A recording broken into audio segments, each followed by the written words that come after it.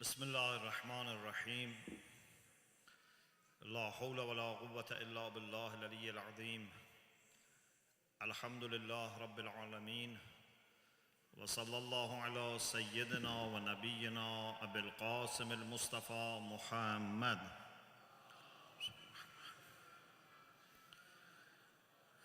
وآله الطيبين الطاهرين لا سيما بقية الله في الأرضين عجل الله تعالى فرجه الشريف وجعلنا من أعوانه وأنصاره. السلام على الحسين وعلى علي بن الحسين وعلى أولاد الحسين وعلى أصحاب الحسين ورحمة الله وبركاته. Alhamdulillah, we have tawfiq to continue our series, and as you remember, the last point we've been discussing has been about rationality, wisdom. You act when you have good reason, and you don't act when you don't have good reason for acting. You speak when you are sure this is the right time of speaking, or you remain silent. So this has been our discussion, and inshallah tonight I want to talk about rationality when it comes to choosing manners and procedures and practical steps. Last night we already talked about aims and objectives, that we have to be careful when we select our aims and objectives. We have to choose something that we would not regret later, and we have to preserve our sincerity, and at the same time to be very passionate and very hopeful and very energetic. This is what we talked last night. When it comes to means and manners, this is one of the most difficult areas of life, because this is where you want to bring your ideas to the reality of life. Having good ideas and ideals is very important, but still it's much easier. You can do that just by thinking, by studying, by taking lessons. But how to bring those ideas on the ground and make them real and concrete? It's not enough to be just educated or to be a scholar or to read books or to think. You need to also be engaged with this world. You need to know how this world functions, how people function, what are effective ways of doing things and what are not effective. It's much, much more difficult. Also, to maintain your moral values when it becomes difficult, when you are challenged, when you have rivals and competitors, that's another challenge. So here what we need is not just knowledge, which we talked about it. We need also hikmah, we need wisdom. Allah subhanahu wa ta'ala says in the Quran, وَمَنْ يُؤْتَ الْحِكْمَةِ فَقَدْ أُوتِيَ خَيْرًا كَثِيرًا. If someone has been given wisdom, he has been given abundant good. This shows that hikmah, first of all, is something that it's not easy to get, easy to learn.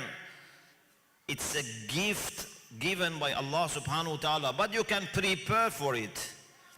You can try to qualify for it, but the wisdom is a gift which comes from Allah subhanahu wa ta'ala. And secondly, even if you are given some hikmah, you have not yet become really hakim, you have not achieved hikmah in every area, but even if you have started receiving hikmah, that's great achievement. فَقَدْ أُوتِيَ خَيْرًا كَثِيرًا. So, I would like to start first with some hadith so that we know what I am going to say is directly related to Ahlul Bayt's teachings and lifestyle, and then I would try to summarize different factors that we have to observe. But to begin with, I like to start with some hadith. Amirul Mu'mineen alayhi salam, in a hadith which is in Ghurarul Hikam.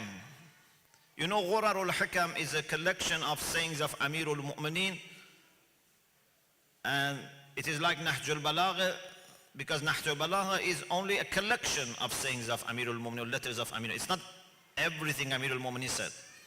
We have another collection which is Ghurarul Hikam, which is normally shorter hadith. Amirul Mu'mineen alayhi salam said, Min al-hikmah. These are few things that Amirul Mu'mineen mentions, not as the only things that a wise person does, but as some of the things. Min al-hikmah. So some of the things that relate to hikmah. Allah tunazi'a man fawqak. وَلَا تَسْتَذِلَّ مَنْ دُونَكَ. A very important aspect of hikmah is to know how to deal with people. This is not just a matter of knowledge. There are people who are very learned in different fields. You can be a professor in your field. You can be a very established expert in philosophy or fiqh or whatever, in physics, in chemistry, but this doesn't mean that you know how to deal with people. This doesn't guarantee that you have wisdom in your social life. To be socially intelligent is not something that comes necessarily by learning and taking courses and getting credits or certificates. It needs wisdom. Part of what we need to observe in our relation with others, whether it be individuals or institutions, is to know how to deal with the people who are higher than you and how to deal with the people who are under you. People for whom you work, for example, people from whom you learn, people who have authority upon you, or people who are working under you or learning from you, or they depend on you. So these are two groups of people that you have to learn how to deal with them. Amirul Mu'mineen says, من الحكمة ألا تنازع من فوقك. A requirement of hikmah is not to conflict with someone who is above you. You must avoid any unnecessary conflict or even tension. If you have hikmah, you learn how to get what you want without conflict, without getting into turmoil. Hakim is not the one who is angry and makes people angry. Hakim may get angry, but when anger is needed and is measured and it's balanced, and that's the only way. So, one thing is, لا تنازع من فوقك. As much as possible, try not to get into conflict with people who are above you, with your father, mother, your boss, your employer, and so on and so forth. وَلَا تَسْتَذِلَّ مَنْ دُونَكَ. And if someone is working for you, is under you, under your care, under your authority, relies on you, don't humiliate them. Sometimes people think by humiliating those who work for them, they can make them obedient, like Pharaoh. استخف قومه فأطاعوه. He humiliated his nation and then they obeyed him. But this is not going to remain. This soon develops hatred, and hatred will damage you. If you want to have endurable success, try to rule over hearts, not force people. You can force people for a short period of time, but not always. Especially in this age, you have to know how to convince people. You have to sometimes compromise so that you can remain in charge and control.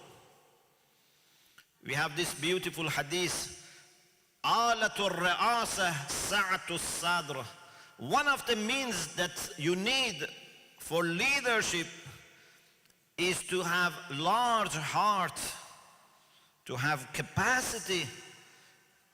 If everything your employee does, you react. Everything your child does, you react. Everything your student does, you react. Okay, 1 day, 2 days, 3 days, they may cope with it, but then they will rebel. They will start working against you. They will start denying you. So, this is the first thing Amir al-Mu'minin says. لا تنازع من فوقك ولا تستذل من دونك. Then, ولا تتعاطى ما ليس في قدرتك. Something which is beyond your power, beyond your capacity, do not undertake it. We have limited time, limited energy, and lots of things in front of us. Hakim has to be selective. And one of the things you observe in selection is, what are the things which are important? What are the things among those things which are important, which have priority?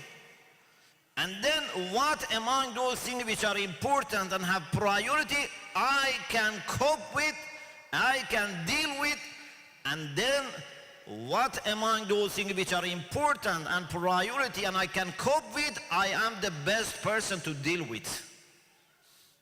Maybe I can deal with different things, but there are others who are better than me in this field and I am better in another field. So we don't have time to work on something which is not important.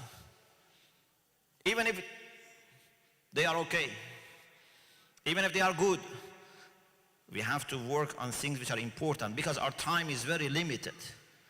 There are millions of things in front of us. We have to find out what is important, what has priority, what is manageable by me, because we don't want to just start things and leave them half the way, and what I am better in dealing with, depending on my skills, depending on my experiences, depending on how much other people are happy to cooperate with me or I am able to cooperate with other people, what means are available. I have to find out where I am most useful. If we undertake things or projects which we cannot deliver, Amir al-Mu'minin says this is a sign of lacking hikmah. And one of the things which is very important, and I always tell people, is that in this age, it's very important, and actually it's a necessity, that you look at the whole world. You should have a very good understanding of what is happening throughout the world. What opportunities are there in the whole world? What problems are there in the whole world? What good people or bad people are at work in the whole world? But in the end of the day, you have to focus on something locally. Maybe what you start locally can spread and become international, but you cannot divide your work on the whole world. You cannot fix the problems of the whole world or get despaired because the world has so much problem. No. Understand what is happening in the world, but then find out what you can do to bring some improvement. Start from where you are. If you are successful and your work can grow and reach to the end of the world, to the corners of the world, mashallah. But don't undertake fixing the whole world and then say, oh, it's impossible. It's too much for me. And then you end up with doing nothing. Or you just every day start something and then you leave it half the way. So, لا تتعاطى ما ليس في قدرتك. Don't undertake what is beyond your capacity. ولا يخالف لسانك قلبك ولا قولك فعلك. Another important aspect of hikmah is that you have fixed your internal problems first. Hakim is the one who has sorted out his own problems. If what you say and what is in your heart are different, you are not Hakim. It means that your heart is not in control of what you say, or your tongue is not expressing who you are and what you are and what you want. A person who is not honest cannot be Hakim, cannot be wise. A person who is not honest means has failed already internally. Then how can he succeed externally? If you have not convinced yourself to follow what you say, then how you expect people to follow what you say when you don't believe in them? For a short period of time, people may not realize, but in the long term, truth comes out. So a very important part of hikmah is your word would not disagree, would not be in conflict with your heart. And the same, your word and your action. So between action, word, and heart must be harmony. One of the things that help people to be influential is not only what they say. Sometimes we think it's just a matter of what you say. So for example, I can memorize a speech by a very charismatic leader and say it. Or I can learn presentation skills and observe them when I read it. But these are not the main factors. I don't deny that what you say and how you deliver are very important. But there is something greater than these two. Greater than the words, the actual words that you say, and greater than how you deliver it is from where these words originate. Do they come only from your mind, from an archive which is cold, which is spiritless, or they come from bottom of your heart. If something comes from bottom of your heart, if something comes from where you have the maximum warmth and energy and attachment, then it finds its way in the hearts of people. So there is no way any Hakim would be speaking what he doesn't believe or doing other than what he says. If anything like this happens, this is a sign of lacking wisdom. وَلَا تَتَكَلَّمْ فِي مَا لَا تَعْلَمْ. Don't speak about what you don't know. We should only speak when we are fully aware of the subject.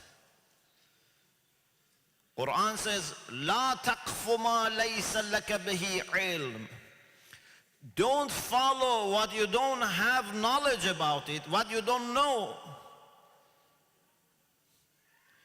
Even in your heart, if you are a rational person, not only in expressing opinion, even in your heart, you should not make a judgment. Even it is unspoken, if it is hidden, still you don't make judgment unless you have complete information. Let alone saying, let alone spreading, when you don't know. Can you say, Wallah, by God, I know everything about this case? Are you in a position to say that there is nothing there that may affect your judgment?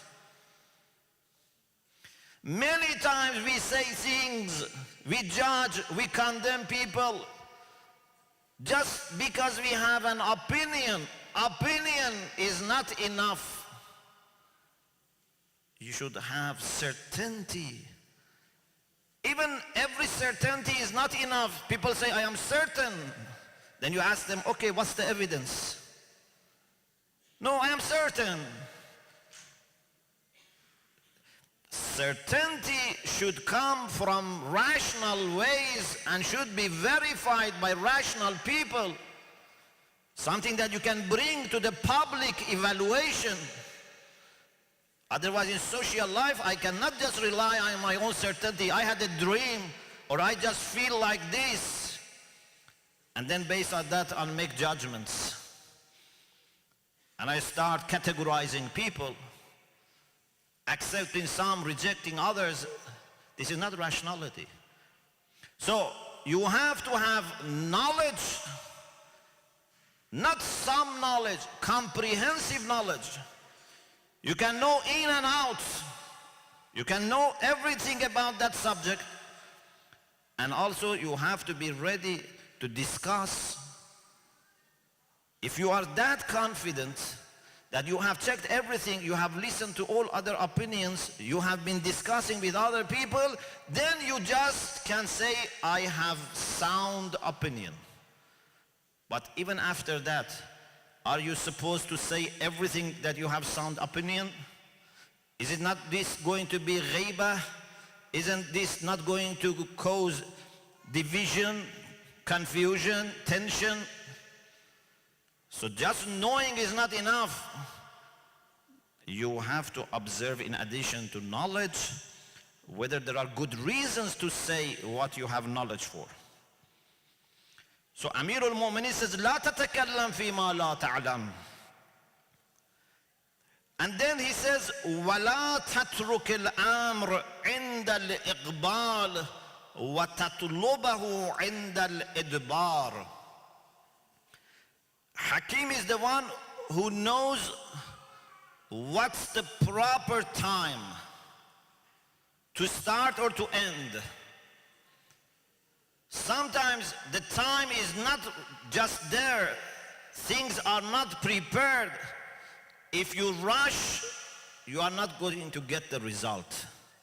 And sometimes the time is there, everything is ready, and if you delay, you just miss the opportunity. So you have to be very concerned about timing, right time, right context. This is requirement of rationality. And as you see, then it's not easy for a rational person to speak or to make, statements or to make policies or to implement policies. It takes time, it takes energy, and sometimes you see still you don't have enough of evidence and you have to stop. One good reason for not doing things, this is a very important sign of rationality. One sufficient reason for not doing things is when you don't have sufficient reason for doing things. If you don't have sufficient, adequate reason for doing things, then you don't do it. On the day of judgment, Allah would not ask someone who was not convinced why you didn't do it. When I need to take time, when I need to collect more data, when I need to consult people, I have all the immunity. Allah would not tell me why you didn't make judgment, why you didn't issue a statement when you didn't know. But as soon as I say something, I do something, then I am questioned. Why you did this, why you said this. So, either you have good reason pleasing to Allah to do something and say something, or you don't do it. Not having good reason for saying or doing is by itself a good reason for not doing and not saying. Another hadith is from Amirul Mu'mineen alayhi salam. لَيْسَ الْحَكِيمُ مَنْ لَمْ يُدَارِ مَنْ لَا يَجِدُ بُدًّا مِنْ مُدَارَاتِهِ. Very beautiful. I don't know how many more centuries time we need to grasp what Imam Ali said. After 14 centuries, we have not grasped these things. Are we going to take another 14 centuries, or we want to wake up? I think we have already had enough time. Let's our generation take these words seriously. Let we be true followers of Ahlul Bayt, not just in words or emotions, in action, in manners, in a spirit. He says, لَيْسَ الْحَكِيمُ مَنْ لَمْ يُدَارِهِ مَنْ لَا يَجِدُ بُدًّا مِنْ مُدَارَاتِهِ. It's not a wise person, the one who is not tolerating, establishing good relation with the people with whom he has to have good relation. Mudara means you have to compromise to some extent with people that you may have disagreements so that you can maintain your relation. Husband and wife may not agree 100%. It's very, very exceptional if they agree 100%, because everyone has its own character, everyone has its own way of looking at things, and these can actually be good, that they differ and supplement each other. And then when they have disagreements, they have to do mudarat. They have to respect each other. They have to understand how to deal with differences. But if they start boycotting each other, not talking to each other, attacking each other, this is not going to work. Parents and children belong to two generations. They may not agree 100%, but they have to maintain their relation, respect each other. Parents should be aware that these children don't have all the experience that they have, and they are belonging to new world. And children should also know that parents have lots of concern for them, and they have seen many things in their life, so they should come to a good term and relation with each other. Employee and employer, neighbors, colleagues, we have to understand how to manage our relation with the people with whom we have to have relation, but still we have differences. For example, in a larger scale,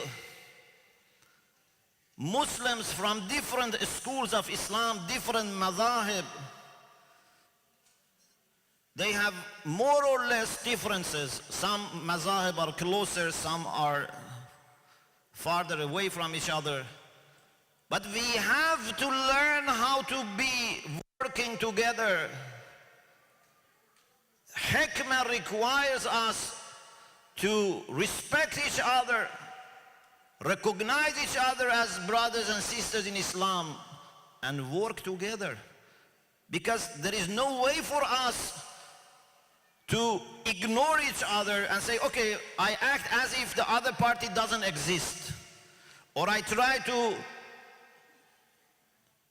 finish them. No.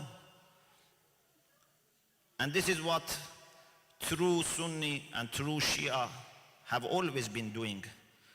And true leaders have always told us from all schools of Islam, we have to be united. We have to respect each other. It's not wise, especially for us followers of Ahlul Bayt, to act as if we can continue without the rest of Ummah. This is against the teachings of Ahlul Bayt, and also this is against our interests, and this is against Hikmah. We need to be part of the Muslim Ummah. We cannot ignore them or boycott them. This is not the way of Ahlul Bayt, and this is not rationality. This is not serving our interests. If we want the school of Ahlul Bayt to remain shining and attractive, we have to know how to deal with the rest of Ummah. And then this continues and it's extended to other believers in God, other humanity. Can we live on our own? Can we all Shia to go to an island or to another planet? We have to live with other people, so we have to know how to engage with them. Amirul Mu'minin says this is hikmah. If you don't know how to deal with people that you have to deal with them, this is not hikmah. And finally, I mentioned one hadith from Imam Kazim alayhi salam. قِيلَ لِلُقْمَانِ مَا يَجْمَعُ مِنْ حِكْمَتِكَ. You know, Luqman, according to the Quran, was given wisdom. لَقَدْ آتَيْنَا لُقْمَانَ الْحِكْمَةِ. So Luqman al-Hakim was asked, give us something from your hikmah which is by itself comprehensive, something that involves many, many things. It is jami', it's inclusive, it's comprehensive. He said, لا أسأل عما كفيته ولا أتكلف ما لا يعنيني. I don't ask about the things that I don't need to ask. Why I need to ask about everything? Why I need to look into everything? Why I need to check everything when I don't need? Luqman al-Hakim says, a very important aspect of wisdom is I only ask about the things that I have to ask about them. I need to know about them. Not emotionally I feel under pressure that I must know. Just I want to satisfy my curiosity. There are things that if you know would be harmful for you. There are things that if you know would be useless. Whether they are harmful or useless, you shouldn't spend your time and energy on knowing about them. There are millions of data available. Do we have enough of time and energy to know everything or to expose ourselves to everything? Luqman al-Hakim says, I don't ask about anything unless I have to. And I don't undertake anything which would not matter to me. لا أتكلف ما لا يعنيني. If something doesn't matter to me, if something is not my responsibility, if something is not affecting my life, I don't undertake something which is important, something which has priority, and something which is for me. There are no other people to take care of it. Okay, I couldn't mention my summary, but inshallah we will have one more session tomorrow night, and inshallah we can summarize these points.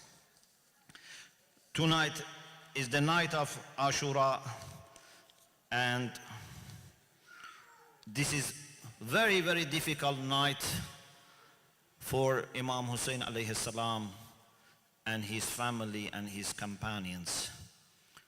This is the night that they have the last chance to be together, but their understanding, their awareness of what is going to happen next day would not let them enjoy being together.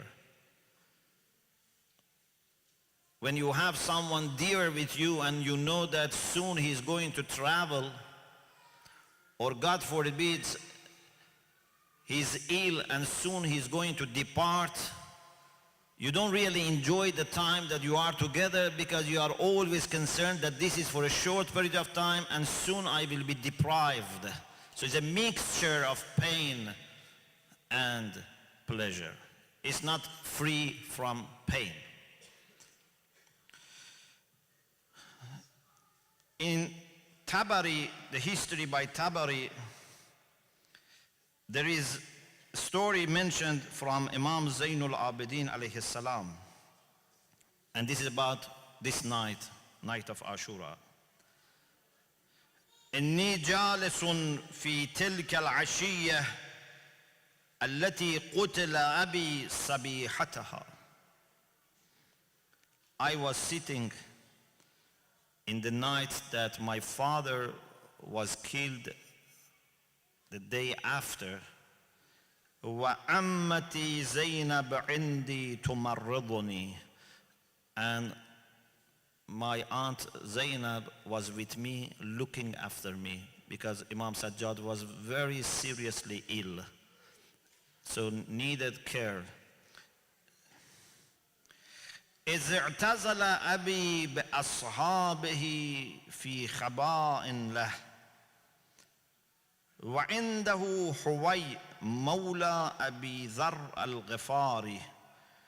My father was with his companions in another tent, and with him was also Huwai, the servant of Abu Dhar al-Ghafari.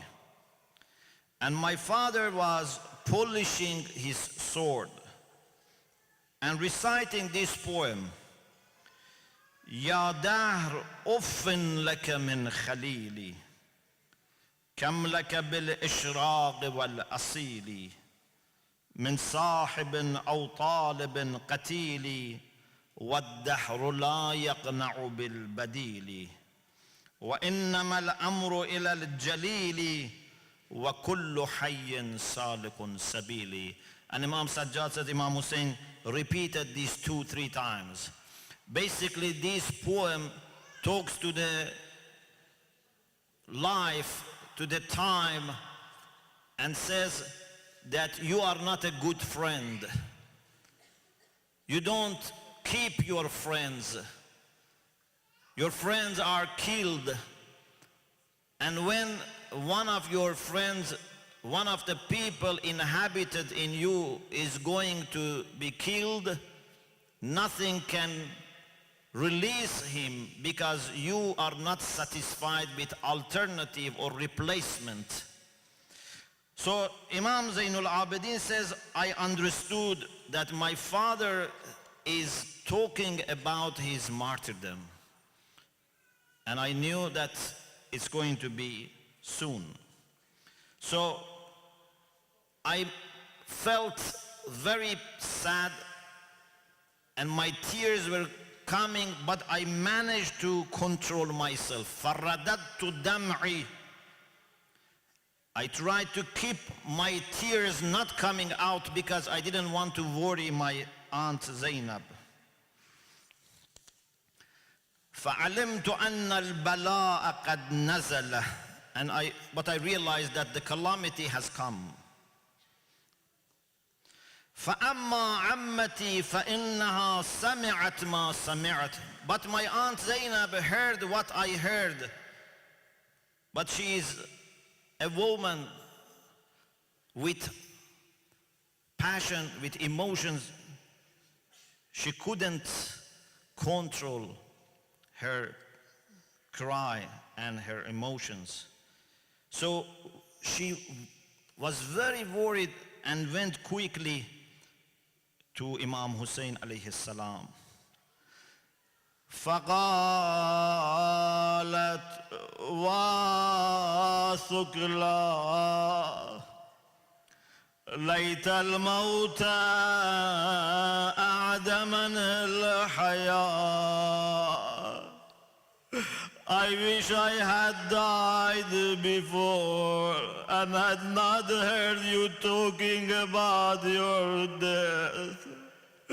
اليوم ماتت فاطمة أمي وعلي أبي وحسن أخي.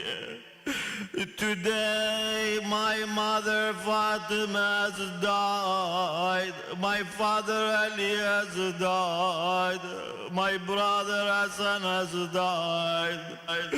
Perhaps Lady Zainab meant that all those sorrowful moments have all now come to earth at once. All her tragedies are renewed. يا خليفة الماضي وثمال الباقي. Oh Hussein, you are the only one who has remained from the previous people, and you are the only support for those who have remained. فنظر إلي الحسين عليه السلام. Imam Hussein looked at his sister Zainab. فقال يا أخي لا يذهبن حلمك الشيطان. My dear sister, do not let Satan to take away your patience. قالت بأبي أنت وأمي يا أبا عبد الله. May my father and mother be your ransom, O Hussein. استقتلت نفسي فداء. May I be your ransom. Are you submitting to death? فرد قصته وترفرفت عيناه. Hussein alayhi salam was trying to control himself, but his tears were coming. And he said, لو ترك القطا ليلا لنام. If it was to me, I would not have left you. قالت يا ويلتا.